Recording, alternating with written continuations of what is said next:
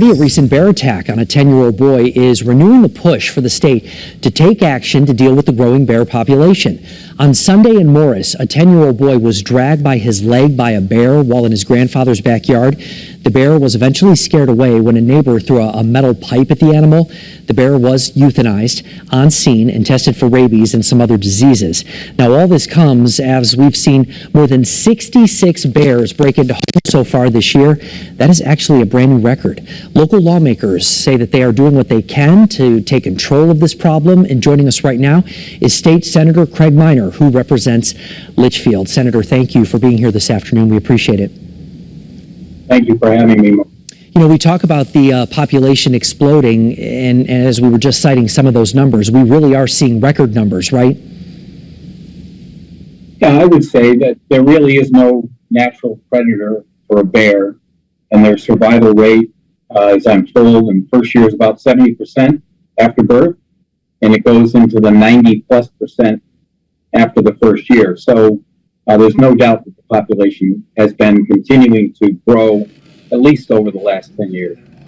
You know, we see these videos all the time. We show them on the news, and, you know, they look cute, they're fun, you see cubs, but it's very, very dangerous potentially for people. I mean, they go into people's homes. We've seen that repeatedly.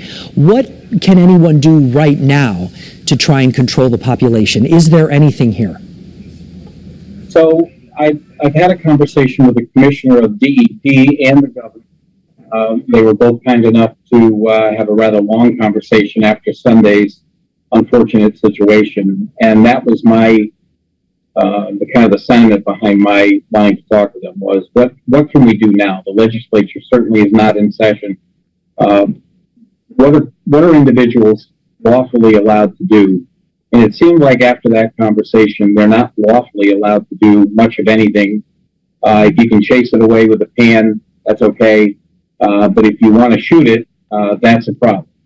And so I did make a suggestion to the governor based on response times and the really small number of NCON officers that we have, and the fact that this is clear indication that bears view humans as a food source at times, and people ought to have a right to protect themselves, their family, their livestock.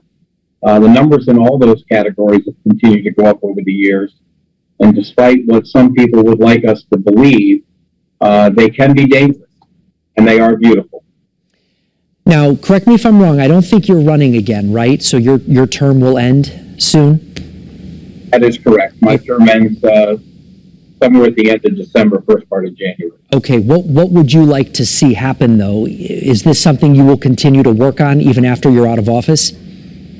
Well, I said to the governor that I think it's pretty risky given what happened for the state of Connecticut to try and punt this until next spring. Bears don't go into hibernation until the end of December. They're going to continue to try and consume things. And I thought there at least ought to be clarity out of the DEP about what homeowners, what our constituents are able to do. So I gave him 3 suggestions, all involve law enforcement of DEP not pursuing charges against human beings for protecting themselves while they're hunting, protecting themselves while they're in the state forest of the state of Connecticut. So I'm expecting a follow-up conversation tomorrow with the commissioner to see how they've done. Interesting. So the idea, as some have proposed, we've talked about it on the news, of potentially a bear hunting season. You don't see anything like that happening? That's not what I'm suggesting. What I'm suggesting is that the governor uses executive powers just like he does during a snow event, just like he does during major health events, to take reasonable action to allow human beings to protect themselves. And based on what he and I both heard from the commissioner of DEP, she doesn't believe that homeowners have the ability legally to actually take legal action against the bear based on her read of statutes and her understanding of the law. I think she's wrong. I think she's trying to superimpose a hunting statute over an individual right to protect themselves and their livestock. But I'm not the commissioner of the DEP. Senator Craig Minor, we appreciate your time, and we'll certainly look forward to hearing more about what they determine as this moves forward. Again, nobody wants to walk into the kitchen and find a bear standing there looking at you, but it has happened and probably will happen again here.